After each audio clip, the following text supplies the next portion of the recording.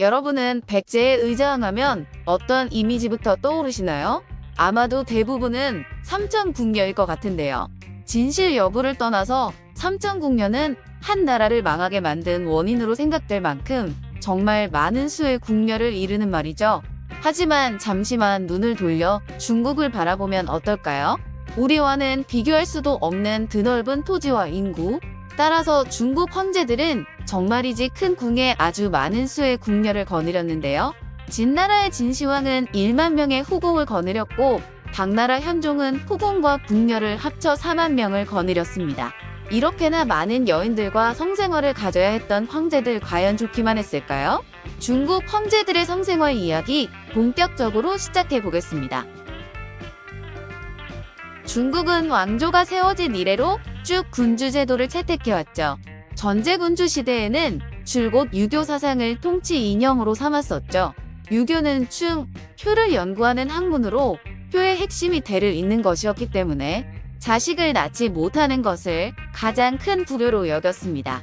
더욱이 대대로 같은 성을 가진 자가 나라를 통치해야 하는 황제 가문에서 대를 잇는 일은 더욱 절실하고 중요한 일이었죠.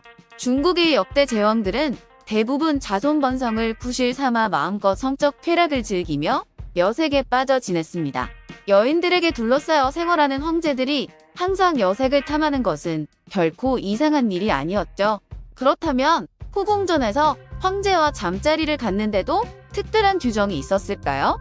주례라는 책에는 황제의 성생활에 대한 규범들이 적혀 있는데 주례에 따르면 황제는 하루도 쉬지 않고 여성들과 합방을 하도록 되어 있었죠. 그 내용을 살펴보면 먼저 후궁은 1등급에서 5등급까지 등급으로 나누어져 있었습니다. 여사라는 관직을 가진 상궁이 주로 후보 선발을 담당했죠. 여사는 황제가 어떤 여성을 원하는지 취향을 파악해 놓고 그에 따라 후궁들의 몸매나 얼굴 등으로 등급을 매겼습니다. 한 달이 30일이라고 하면 1일부터 9일까지는 5등급에 해당하는 81명의 후궁들이 황제와 동침을 했습니다. 5등급 후궁들은 어처라고 불려졌으며 81명을 9일로 나누면 하루에 9명이었기 때문에 9명이 한 개의 조가 되어 황제와 9대1로 잠자리를 가졌죠. 이때 잠자리에서 황제의 기분을 맞추지 못한 후궁들은 탈락되었고요. 이 기간에 그날이거나 컨디션이 좋지 않아 잠자리를 가질 수 없었던 후궁들도 예외는 아니었죠. 이후 10일부터 12일까지는 4등급에 해당하는 27명의 후궁들과 동침을 해야 했으며 4등급 궁녀들은 세부로 불려졌습니다. 27명의 후궁들은 3일로 나누어 5등급 후궁들과 마찬가지로 9대1로 잠자리를 가졌죠. 13일차부터는 3등급에 해당하는 후궁인 구빈이 황제와 잠자리를 가졌습니다. 구빈은 9명밖에 되지 않았기 때문에 하루 만에 끝이 났죠.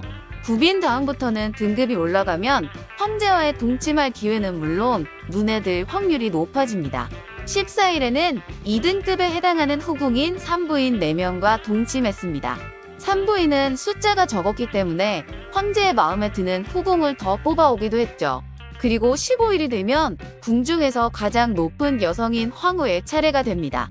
황후는 15일, 16일 이렇게 이틀 동안 황제와 잠자리를 할 수 있었으며 이 기간 동안 황후는 혼자서 황제를 독점할 수 있었죠. 남은 2주 동안은 역순으로 다시 로테이션이 돌아갔고요. 황제가 모든 여성과 한 번씩 잠자리를 갖는다고 치면 한 달 동안 200번이 넘는 잠자리를 하는 셈입니다. 물론 한 번에 여러 명이 들어왔다고 해서 그 인원과 전부 성관계를 가진 건 아니겠지만 말이죠. 황제는 여인과 잠자리를 가질 수 있는 시간이 정해져 있었습니다. 하지만 종종 마음에 드는 후궁이 생기면 규칙을 어기고 밤을 새서 잠자리를 즐기기도 했는데 이런 날에는 아침 조회 시간에 황제가 지각을 하는 경우도 있었습니다. 실제로 주나라의 선왕은 긴 잠자리 시간으로 인해 일어나지 못하는 경우가 꽤 자주 있었는데 선왕의 후궁은 왕께서 잠을 탐하여 일어나지 않으려 하시는 것은 모두 저 때문에 생긴 일이오니 저는 왕을 대신하여 직무에 태만하였던 것에 대한 징벌을 받겠나이다라고 말하기도 했죠. 이처럼 왕의 잠자리는 직무와도 직결될 수 있는 문제였기 때문에 후궁전에는 비빈들과 황제와의 잠자리를 기록하고 시중드는 전문적인 책임사가 있었죠. 각 시대별로 그들은 기만록을 작성하였는데 이것은 황제와의 잠자리 이후 일어나는 일에 대해 조사하고 관찰하기 위함이었습니다. 그런데 이런 황제 잠자리 일정표는 엄연히 주류의 규정이었을 뿐이고 실제로는 중국 최고의 권력자였던 황제들은 규칙을 어기고 자기가 내키는 대로 즐기는 경우가 많았습니다. 진무제 사마염은 중국을 통일하고 진왕조를 세운 후 음주가무에 빠져 지냈습니다. 후궁전의 미인들은 거의 10,000명에 달했죠. 진무제는 잠자리 순번을 정하기가 어려워지자 양차를 발명했어요. 양차에 앉아 앙차가 가는 대로 몸을 맡긴 후 양차가 누군가의 궁실 앞에 서면 그 궁실의 주인과 하룻밤을 보내는 방법이었죠. 이 양차는 진무제 사마염 때문에 후대에까지 이름을 남겼습니다. 이런 사마염보다 더한 황제가 있었으니 그는 양귀비와의 로맨스로도 유명한 당현종이에요. 현종은 당시에 궁녀 40,000명을 거느렸다고 해요. 그 중에는 아들에게서 뺏은 며느리도 포함되어 있었다고 하죠.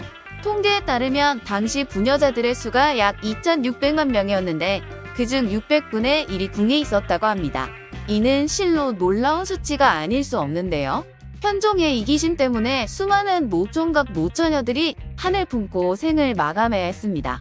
이렇게 많은 여인들의 한 명의 남자만 바라보고 있는 후궁전은 흡사 사륙으로 대가를 치르던 피비린내 나는 전쟁터였죠. 따라서 황후의 미덕은 질투를 하지 않는 자세였지만 그렇지 못한 경우도 더러 있었죠. 역사상 가장 질투가 심하고 성미가 사나웠던 황후는 바로 진해제의 황후 가난풍이었습니다. 잔인한 성격을 가진 가난풍은 직접 자신의 손으로 무수히 많은 궁녀들을 죽였죠. 가난풍은 임신한 궁녀를 보고는 날카로운 창을 들고 그 자리에서 사정없이 찔러버리는 악행도 저질렀다고 해요. 그리고 중국 역사상 최초로 황후에서 여황제 자리까지 오른 측천무후는 왕왕후를 모함하기 위해 자신이 갓 낳은 딸을 죽이기도 했습니다. 측천무후는 이뿐만 아니라 쾌락에도 몰두했는데요. 수많은 남성들을 궁궐 내로 들여 끊임없는 쾌락의 나날을 보냈죠. 궁궐 내에 공학부라는 처소를 설치하고는 중국 전역에서 수천 명의 젊은 남자들을 뽑아 잠자리를 가졌죠. 당시 뽑혀 들어간 남성들은 약 3,000명으로 낮에는 측천무후의 시중을 드는 비서 역할을 하다 밤이 되면 침실로 들어가 동침을 했습니다. 이런 짓을 70세까지 했다고 전해지죠. 그리고 서태후도 중국 전역에서 젊은 남자들을 은밀하게 모집해 매일 밤마다 향락을 즐겼습니다. 서태후의 은총을 받아 침실로 들어간 남성들은 관계를 가졌다는 사실이 밖으로 도는 걸 방지한답시고 밤이 끝난 뒤 어김없이 살해당했고요. 하룻밤에 쾌락의 도구로 이용된 거죠. 중국 황제들이 여인들에게 정력을 심하게 쏟은 탓인지 평균 수명은 고작 38살에 불과했습니다. 황제의 권력을 가지고도 쾌락을 절제하기는 쉽지 않았겠죠. 그 쾌락의 대가는 어쩌면 짧은 수명이었던 듯 싶습니다. 그럼 중국 황제의 성생활 이야기는 여기까지입니다.